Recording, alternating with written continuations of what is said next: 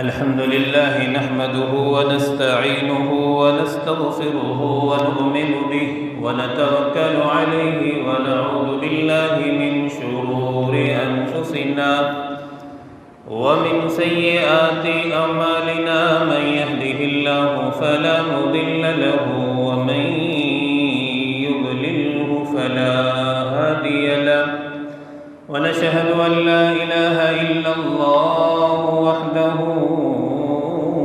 لا شريك له ونشهد أن سيدنا وسندنا ونبينا وشفيعنا وهادينا ومرشدنا ومولانا محمدا أحمدا عبده ورسوله أما بعد فأعوذ بالله من الشيطان الرجيم بسم الله الرحمن الرحيم الحياء شعبة من الإيمان اللهم صل على سيدنا محمد وعلى آل سيدنا محمد وبارك وسلم اللهم صل على سيدنا محمد وعلى آل سيدنا محمد وبارك وسلم اللهم صل على سيدنا محمد وعلى آل سيدنا محمد وبارك وسلم۔ حدیث مبارکہ میں پیارے آقا صلی اللہ علیہ وسلم کا ارشاد مبارک ہے، الحیاء شعبۃ من الایمان، حیا جو ہے یہ ایمان کے شعبوں میں سے ایک شعبہ ہے۔ حیا اور پاک دامنی یہ مومن کے لیے ضروری ہے۔ مومن وہی ہوگا جو حیا والا ہوگا، بے حیا مومن نہیں ہو سکتا۔ عفیف زندگی ہوگی مومن کی، پاکیزہ زندگی ہوگی مومن کی، اور ظاہر سی بات ہے جس کے اندر حیا ہوگی وہی اسی کو اللہ رب العزت پاکیزہ زندگی عطا فرمائیں گے، پاک دامنی والی زندگی عطا فرمائیں گے، خوشیوں والی، راحتوں، اطمینان، سکون والی زندگی اللہ رب العزت عطا فرمائیں گے جس کے اندر حیا ہوگی۔ نبی کریم صلی اللہ علیہ وسلم کے حیا کا عجیب عالم ہے۔ سیدہ عائشہ بیان فرماتی ہے کہ میں نبی کریم صلی اللہ علیہ وسلم کی آنکھوں میں وہ حیا دیکھتی تھی جو مدینہ منورہ کی کنواری لڑکیوں میں مجھے ان کی آنکھوں میں وہ حیا نظر نہیں آتی تھی۔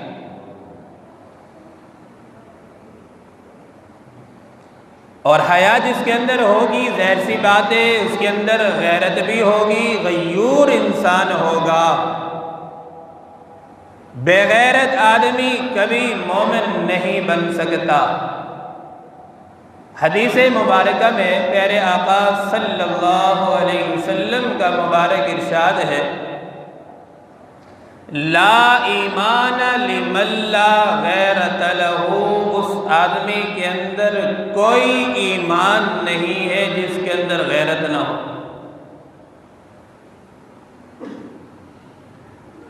اور آگے ایک اور حدیث مبارکہ میں پیارے آقا صلی اللہ علیہ وسلم نے ارشاد فرمایا،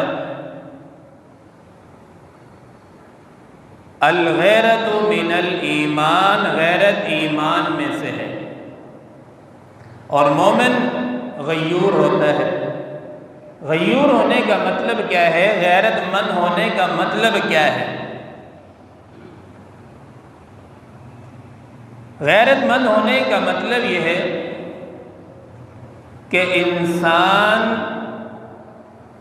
برائی اور گناہوں سے دور رہتا ہے، وہ غیرت مند انسان۔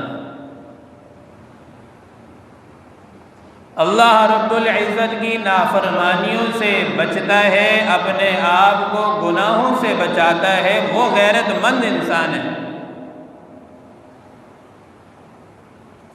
پیارے آقا صلی اللہ علیہ وسلم نے ارشاد فرمایا، انا اغیر ولد آدم، آدم علیہ السلام کی جتنی اولاد ہے اس سب میں جو ہے میں غیرت مند ہوں۔ جتنی بھی آدم علیہ السلام کی اولاد ہے، پیارے آقا فرما رہے ہیں کہ اس پوری اولاد میں سے سب سے زیادہ میں غیرت والا ہوں۔ اور آگے فرمایا واللہ اغیر منی، اور اللہ تعالیٰ مجھ سے زیادہ غیرت مند ہے۔ اس لیے اللہ رب العزت غیرت مند انسان مومن کو پسند فرماتے ہیں۔ جس آدمی کے اندر غیرت ہو اسے اللہ رب العزت پسند فرماتے ہیں۔ یہ شریعت کا حسن ہے، بہترین مزاج ہے کہ مردوں کے لیے اللہ رب العزت نے الگ حکم ارشاد فرمایا، قل للمؤمنین یغضوا من ابصارہم ویحفظوا فروجہم۔ مومنین سے فرمایا اللہ رب العزت نے کہ جب تم باہر نکلو، یغضوا من ابصارہم، اپنی نگاہوں کو جھکا لیا کرو، اپنی نگاہوں کو بچا لیا کرو کہ نگاہیں تمہاری ناپاک نہ ہو۔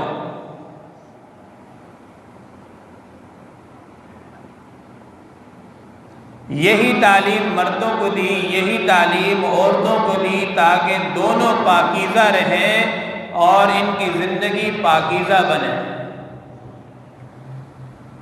ایک حدیث مبارکہ میں آتا ہے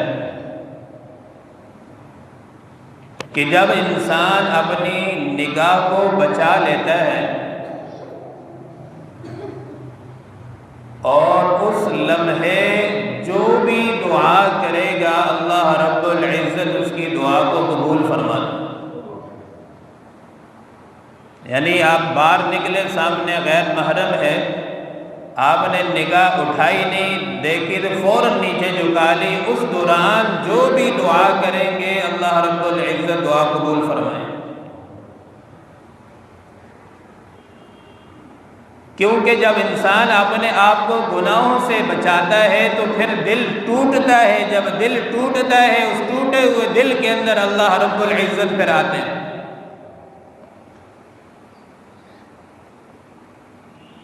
اور جو عورتیں بے پردہ گھومتی ہیں، امام الانبیاء فخر دو عالم صلی اللہ علیہ وسلم کا ارشاد مبارک ہے، کل قیامت کا دن ہوگا، میدان حشر ہوگا، ایسی عورتیں جو دنیا میں بے پردہ ہو کر باہر نکلتی ہیں، اللہ کی باغی بن کر باہر نکلتی ہیں، کل قیامت کا دن ہوگا، اللہ پاک ارشاد فرمائیں گے کہ عورتوں کو ننگا کر کے جہنم کے اندر پھینک دو۔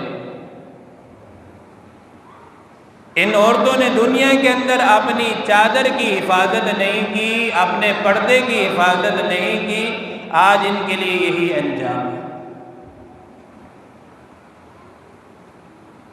پیارے آقا صلی اللہ علیہ وسلم چونکہ صحابہ اکرام پر ایسی محنت فرمائی تھی نبی کریم صلی اللہ علیہ وسلم نے کہ ہر صحابی کے اندر حیا اللہ نے کود کود کے بھر دی تھی، اتنی حیا والے صحابہ اکرام تھے۔ ایک عورت مسافرہ ہے اور یمن سے چلتی ہے سفر کرنے کے لیے مدینہ منورہ تک۔ حیرت کی بات ہے کہ اتنا لمبا سفر جو کئی دنوں پر محیط ہے، راستے میں ٹھہرتی بھی ہوگی، راستے میں رکتی بھی ہوگی۔ جب یمن سے وہ مدینہ پہنچتی ہے تو حضرت عمر کو پتہ چلتا ہے کہ اکیلی عورت، وہ بھی جوان العمر عورت ہے، اتنا لمبا سفر کر کے آئی۔ تو حضرت عمر کو پتہ چلا، امیر المومنین نے بلا لیا، ہاں بھائی آپ نے اکیلے سفر کیا کیوں، کیا وجہ ہے، کوئی محرم ساتھ ہونا چاہیے۔ عورت نے فرمایا کہ امیر المومنین میرا عذر تھا، مجبوری تھی، کوئی ساتھ تھا نہیں، میں نے اس لیے اکیلے سفر کیا۔ امیر المومنین نے بتایا چلو ٹھیک ہے، سفر کر لیا، عذر تھا، اب بتاؤ وہ یمن سے لے کر مدینے تک آپ نے سفر کیا، اکیلی عورت ہو، جوان ہو، مجھے یہ تو بتاؤ، لوگوں کی صورتحال بتاؤ کہ یمن سے مدینے تک تمہیں کیا کوئی پریشانی لاحق تو نہیں ہوئی، کسی نے نگاہ اٹھا کر تو نہیں دیکھا؟ وہ عورت کہنے لگی امیر المومنین نگاہ اٹھا کر دیکھنا تو دور کی بات ہے، میں نے کسی مرد کو دیکھا بھی نہیں اور نہ ہی مجھے کبھی کوئی پریشانی لاحق ہوئی۔ ایسی پاکیزہ ہستیاں بھی دنیا میں موجود تھی کہ یمن سے چلتی عورتیں مدینے تک پہنچ جاتی، ان کو کوئی نگاہ اٹھا کر نہ دیکھتا۔ کیا مسئلہ تھا؟ انہوں نے اپنے دل پر باطن کے اوپر محنت کی ہوئی تھی، باطن کو ایسا بنایا ہوا تھا کہ باطن بننے کی وجہ سے ان کی نگاہیں پاک ہوتی تھیں، اور جن کی نگاہیں پاک ہوتی ہیں وہ ان کے نفوس پاک ہوتے ہیں، ان کے عمل پاک ہوتے ہیں۔ جن کی نگاہ محفوظ نہیں رہتی ان کی کوئی چیز محفوظ نہیں رہتی، حتیٰ کہ ایمان سے بھی محروم ہو جاتے۔ جن کی نگاہ اچھی نہیں ہے وہ اللہ کی نگاہ میں اچھے نہیں ہیں۔ جو اپنی نظروں کو گرا دیتے ہیں وہ بندے اللہ کی نظروں سے گر جاتے ہیں۔ وہ شاعر کہتا ہے نا، اوپر سے کہہ بھی دیا لا الہ الا اللہ، اندر سے اگر باطن نہ بنا ہوا تو کیا حاصل ہے؟ اصل تو اندر دل ہے، دل، یہ دل جب بن جاتا ہے، پھر یہ دل جب بن جایا کرتا ہے، پھر حضرت فاطمہ رضی اللہ تعالیٰ عنہ کی طرح 2 رکعتیں شروع کرتے ہی فجر کی اذانیں ہو جایا کرتی ہیں۔ جب دل بنا نہ ہوتا ہو، نہ بنا ہوا ہو، تو پھر قرآن کھولنے کو دل بھی نہیں کرتا۔ اللہ ہم سب کے دل کو بنا دے۔ نبی کریم صلی اللہ علیہ وسلم تشریف فرما ہے، صحابہ اکرام سے پوچھا کہ بتاؤ موت کب آئے گی؟ کیونکہ مومن کی جو مثال ہے یہ ایک قیدی کی مانند ہے۔ جس طرح کال کوٹڑی کے اندر قیدی کو یہ حکم مل جائے کہ آپ کو پھانسی لگنی ہے، اب بتاؤ وہ قیدی گناہ کی طرف جائے گا؟ دنیا کے ذائقے اس کو اچھے لگیں گے؟ کچھ بھی اچھا نہیں لگے گا۔ صبح ہوگی، شام ہوگی، اس کے سر پر یہ غم سوار ہوگا، کوئی پتہ نہیں کس وقت پھانسی کا آرڈر آ جائے اور میں پھانسی کے پھندے چڑھ جاؤں، دنیا سے چلا جاؤں۔ یہی مثال مومن کی ہے۔ مومن کو بھی پتہ نہیں، حدیث پاک میں پیارے آقا نے فرمایا الدنیا سجن المؤمن و جنت الکافر، مومن کے لیے یہ دنیا قید خانہ ہے، یہ اپنی مرضی کا مالک نہیں ہے، یہ اللہ کی مرضی کا مالک ہے۔ ہم غلام ہیں، نسلی غلام ہے، غلام کی اپنی مرضی کہیں بھی نہیں چلتی، اس لیے انسان کو نہیں پتا کہ کس لمحے موت آ جائے۔ پیارے آقا تشریف فرما ہے، صحابہ بیٹھے، پیارے آقا نے پوچھا صحابی بتاؤ تمہیں کتنی امید ہے کہ کتنی زندگی ہے میری؟ ایک صحابی نے عرض کیا یا رسول اللہ مجھے اتنی امید ہے کہ میں صبح کو اٹھتا ہوں، معلوم نہیں کہ شام ہو جائے کہ نہیں ہو، کہ شام آنے سے پہلے موت آ جائے۔ دوسرے صحابی سے پوچھا صحابی آپ بتاؤ آپ کو کتنی امید ہے؟ صحابی نے عرض کیا یا رسول اللہ مجھے اتنی امید ہے میں 4 رکعت نماز کی نیت باندھتا ہوں، مجھے پتہ نہیں ہے کہ میں سلام پھیر سکوں کہ نہیں پھیر سکوں، نماز پوری کر سکوں کہ نہیں کر سکوں۔ آپ صلی اللہ علیہ وسلم نے فرمایا او میرے صحابہ تم نے تو بڑی لمبی لمبی امیدیں باندھی ہے، میں نماز کا ایک طرف سلام پھیرتا ہوں، دوسری طرف مجھے پتہ نہیں ہوتا کہ میں پھیر سکوں کہ نہیں پھیر سکوں۔ امام غزالی فرماتے ہیں اے غافل بندے تجھے کیا خبر کہ جس کپڑے سے تیرا کفن بننا ہے ہو سکتا ہے وہ مارکیٹ اور بازار میں آ چکا ہو۔ جب یہ استحضار بندے کو ہوتا ہے، مومن کو ہوتا ہے، تو بتاؤ پھر وہ گناہ کر سکے گا؟ اس کے ہاتھ پاؤں گناہ کی طرف اٹھ سکیں گے؟ یہ استحضار جب بندہ ہر وقت سوچتا ہے کہ مجھے مرنا ہے اور آگے جواب دینا ہے، تو پھر وہ گناہوں سے اپنے آپ کو بچا لیتا ہے۔ اس کی برکت سے اللہ تعالیٰ گناہوں سے بچا لیتا ہے۔ امام اعظم ابو حنیفہ رحمہ اللہ ایک دفعہ بازار میں جا رہے ہیں، سامنے دیکھا ایک بندہ آ رہا ہے جس کا صدر کھلا ہوا ہے، گھٹنوں سے اوپر پہنا ہوا ہے۔ تو امام اعظم ابو حنیفہ رحمہ اللہ پاک دامن تھے، دیکھتے ہی نظر پڑتے ہی نظر حضرت نے جھکا لی۔ بندہ آ کر قریب کہنے لگا کہ وہ امام اعظم نعمان بن ثابت، مجھے بتا تو نابینا کب سے ہو گئے، دیکھتا کیوں نہیں؟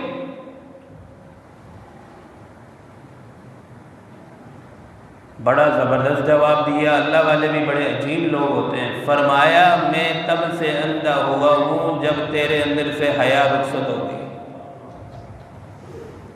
اللہ اکبر کبیرہ۔ ایک پاک دامن عورت تھی، چونکہ پاک دامنی کی وجہ سے انسان کے رزق کے اندر برکتیں، کاروبار کے اندر برکتیں اور معاشی پریشانیاں دور ہوتی ہیں۔ پاک دامنی کی وجہ سے سارے معاملات اللہ تعالیٰ آسان فرما دیتے ہیں۔ دہلی کا ایک واقعہ ہے، شیخ عبدالحق محدث دہلوی رحمۃ اللہ علیہ کے زمانے میں فرماتے ہیں کہ میں نے اپنی زندگی میں ایک عجیب بات دیکھی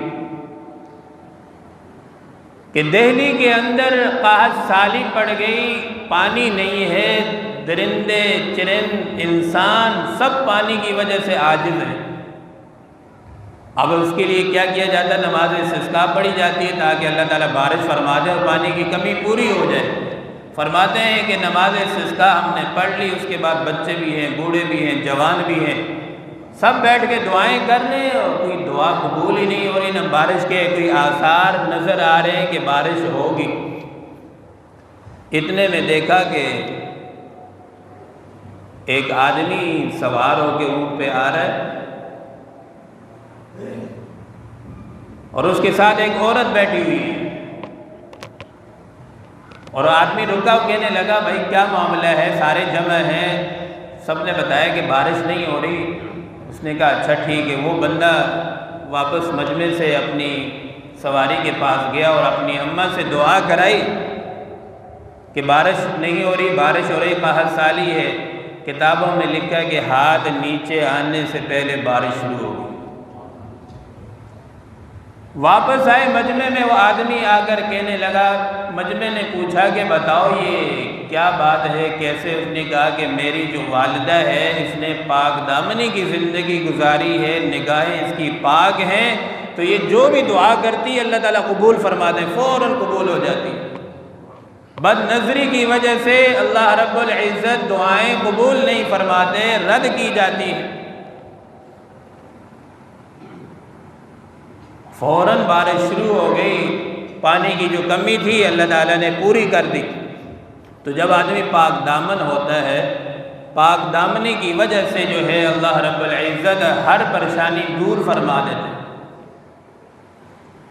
اب جب آدمی بے حیا ہوتا ہے، بدکاری کرتا ہے، بدکاری کی وجہ سے حدیث مبارکہ میں آتا ہے جو آدمی بھی بدکاری کی زندگی گزارتا ہے، گناہوں والی زندگی گزارتا ہے، اللہ رب العزت اس کی عمر کو کم کر دیتے ہیں۔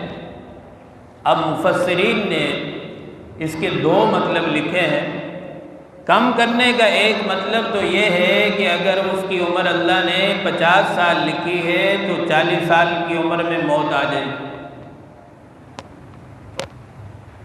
دوسرا مطلب یہ لکھا ہے اگر اس کی عمر 50 سال ہے تو اللہ تعالیٰ اس کو 30 سال کی عمر میں ایسی بیماریاں لگا دیں گے کہ جو اس کی زندگی میں سکون ہے، راحت ہے، وہ ختم ہو جائے گا گناہوں کی وجہ سے، اور زندگی اس کے لیے عذاب بن جائے گی۔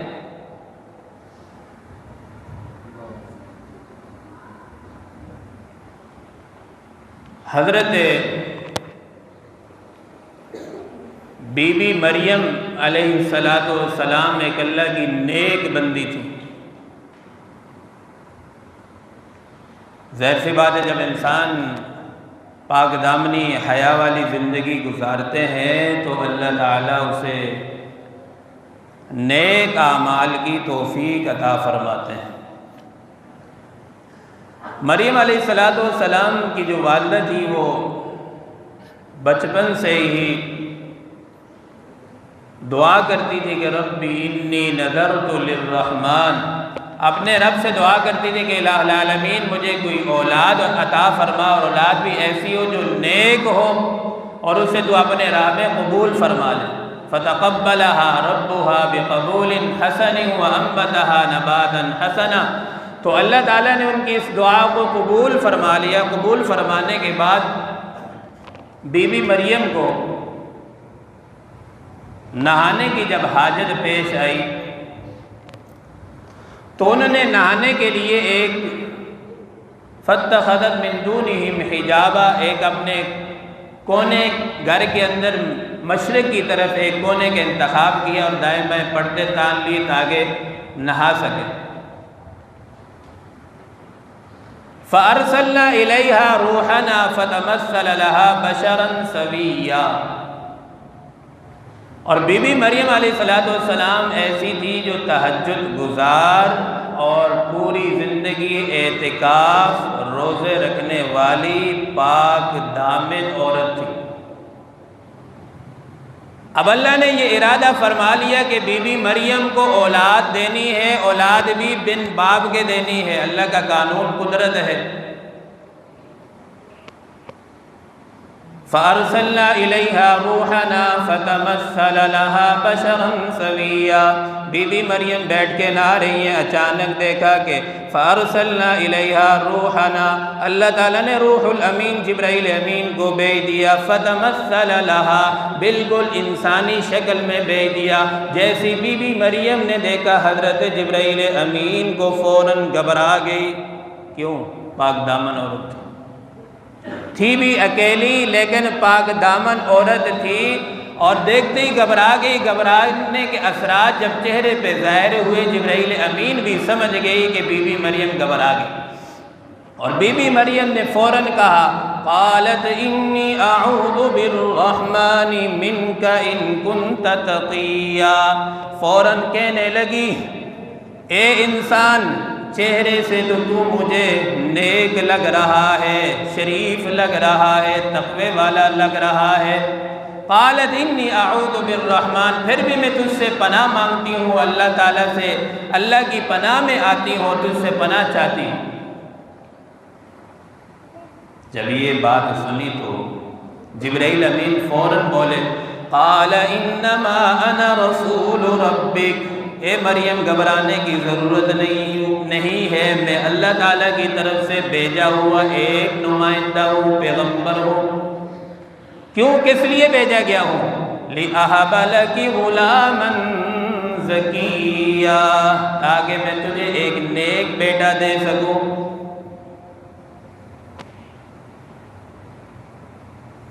آگے بی بی مریم نے فرمایا کہ قالت انا یکون لی غلام ولم یمسسنی بشر، اولاد ہونے کے دو ہی سبب ہیں، یا تو شادی کی وجہ سے، شادی کے بعد نکاح کے بعد اولاد ہوتی ہے، یا پھر آدمی بدکاری کرائے تب اولاد ہوتی ہے۔ وَلَمْ أَكُ بَغِيًّا، یہ دونوں سبب مجھ میں نہیں ہے، نکاح بھی میرا نہیں ہوا، وَلَمْ أَكُ بَغِيًّا، اور میں بدکار عورت بھی نہیں ہوں، پھر کیسے اولاد ہو سکتی؟ فوراً اللہ نے جواب دیا قال كذلك، جس طرح بی بی مریم کہہ رہی ہے نکاح بھی نہیں ہے، بدکاری بھی نہیں ہے، بالکل ٹھیک کہہ رہی ہے، پاک دامن عورت ہے۔ قال ربك هو علي هين، اللہ نے فرمایا او بی بی مریم، ان دونوں اسباب کو چھوڑ کر اگر ہم اولاد دینا چاہیں تو یہ بھی ہمارے لیے آسان ہے، کوئی مشکل نہیں ہے، ہم کسی اسباب کے پابند نہیں ہیں، جب دینے پر آئے تو بغیر موسم کے بھی دے دیتے ہیں، جب نہ دینے پر آئیں سب کچھ ہوتے ہوئے نہ دیں، یہ بھی ہماری آزمائش ہے، گھبرانے کی ضرورت نہیں۔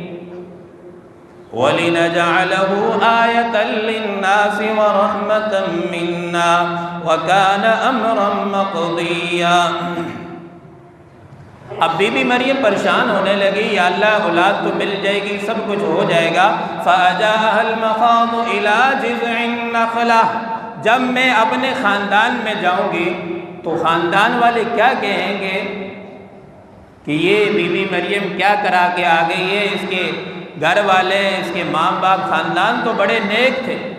اب یہ بڑا سبق آموز واقعہ جو اللہ نے پورے قرآن میں ایک پوری سورت نازل فرما دی، سورت مریم کے نام سے۔ جو انسان پاکیزہ ہوتا ہے، پاکیزہ زندگی گزارتا ہے، اس سے ہر وقت یہ ڈر خوف لگا رہتا ہے کہ کہیں بدنامی نہ ہو جائے۔ اور جو پاک دامن نہیں ہوتا، بے حیا بے شرم ہوتا ہے، اس سے تو کوئی ڈر نہیں ہوتا، ہزار گناہ کرے، بازار میں کرے، چھپ کر کرے، اس سے تو کوئی ڈر نہیں۔ ڈر اسے ہوتا ہے جو پاکیزہ زندگی گزارتا ہے۔ تو اللہ نے فرمایا بی بی مریم آپ کو گھبرانے کی ضرورت نہیں ہے۔ فَحَمَلَتْهُ فَانْتَبَذَتْ بِهِ، پھر اللہ نے اولاد دے دی، پیٹ میں بچہ آ گیا۔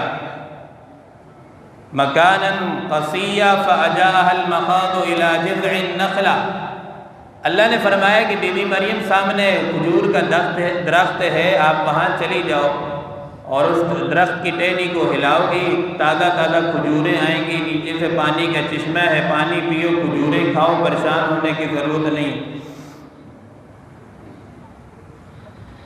فَكُلِي وَاشْرَبِي وَقَرِّي عَيْنًا فَإِمَّا تَرَيِنَّ مِنَ الْبَشَرِ أَحَدًا فَقُولِي إِنِّي نَذَرْتُ، یا اللہ جب میں اپنے خاندان قبیلے کنبے کے پاس جاؤں گی تو کیا جواب دوں گی؟ اللہ نے اس کا بھی حل بتا دیا۔ پہلے زمانے میں یہ ہوتا تھا کہ جب بندہ روزہ رکھتا تھا تو بولنے کی بھی اجازت نہیں ہوتی تھی، اگر بولو گے تو روزہ ٹوٹ جائے۔ یہ تو امت محمدیہ پر اللہ کا احسان ہے کہ بولنے سے روزہ نہیں ٹوٹتا، یہ حکم منسوخ ہو گیا۔ تو بی بی مریم کو اللہ نے بتا دیا، فرمایا کہ فَقُولِي إِنِّي نَذَرْتُ لِلرَّحْمَنِ صَوْمًا، جب اپنے خاندان قبیلے کے پاس جاؤ تو کہتے نا میں روزے سے ہوں، میں بات نہیں کروں گی۔ فَأَتَتْ بِهِ قَوْمَهَا، اب بی بی مریم اپنے قوم کے پاس آ گئی۔ تَحْمِلُهُ قَالُوا يَا مَرْيَمُ لَقَدْ جِئْتِ شَيْئًا فَرِيًّا، فوراً خاندان والوں نے دیکھا کہ اس کے گود میں بچہ ہے، یہ کہاں سے آیا؟ یا اخت ہارون، فوراً کہنے لگے قبیلے والے، اے ہارون کی بہن، ما کان ابوکی امرأ سوء وما کانت امکی بغیہ، تو ایسی عورت نہیں تھی، نہ ہی تیرے ابو ایسے تھے، نہ امی ایسے تھی، تو کیسے جو ہے اس طرح ہو گئی، اس طرح کی عورت بدکار عورت بن گئی ہے؟ بی بی مریم خاموش ہے، روزہ رکھا ہوا، بولیں گی تو روزہ ٹوٹ جائے گا، کچھ نہیں بولا۔ فَأَشَارَتْ إِلَيْهِ، بی بی مریم نے اشارہ کیا کہ جو میری گود میں بچہ ہے یہی بتائے گا کہ میں کون ہوں اور میری ماں کیسی ہے، یہی گواہی دے گا، میں کچھ نہیں کہتی۔ سارے خاندان والے جمع ہیں، حیران پریشان ہیں، یہ کیا ماجرا ہے، یہ کیا معاملہ ہے؟